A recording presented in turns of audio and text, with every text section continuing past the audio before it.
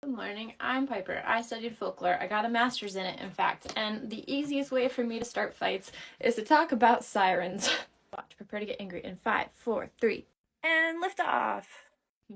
Why are people mad? Well, there will be some people give a scrolly scroll saying, sirens aren't aquatic, they have feathers. And that's the difference between mythology and folklore. So let's talk about that for a second. Sirens can be aquatic or winged. I'd actually like to argue that they could be more than that. Think of siren as a category, that category being luring to death through music, particularly luring men.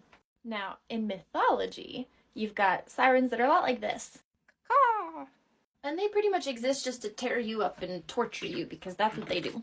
Mythology purists will say, think of something like harpies. A folklore harpy is going to be a bird with the face of usually a woman.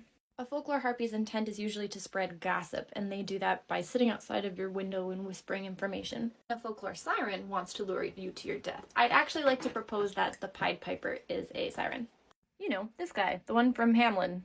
He made a deal to lure all those rats to their death through music, and then once he did his job, they were like, haha, the rats are gone, why would we pay you? Because it's done now, what can you do about it? So he did something about it. Some tales have him leading them into a cave, but the original story has him leading them into the ocean, just like he did with the rats. Oh yes, that's all of the townschildren. And that's where we get the saying, pay the piper, as in, you have to face the consequences of your actions. But luring to death through music has been going on as a folklore theme for a really long time, and continues until today. There are so many articles that mirror this one, blaming music and musicians for death. Whether you're a metal band inciting violence, like how this band was blamed for arson and murder, or if your music is having a sadder effect, I guess murder's pretty sad, but Gloomy Sunday led to such a spike in unaliving oneself that it was taken off the radio. As a folklorist, when I'm looking for pattern recognition, I'm not looking for its appearance. I don't give a shit if it has feathers or if it has a flippity-floppy fin. I care about its ability, and its ability is luring to death through music. Choke on my tail fin, she said lovingly. How do you protect against sirens? You don't listen to them. You can plug your ear with wax. In one lore, they played a song that was even more beautiful that countered the lore of the siren song.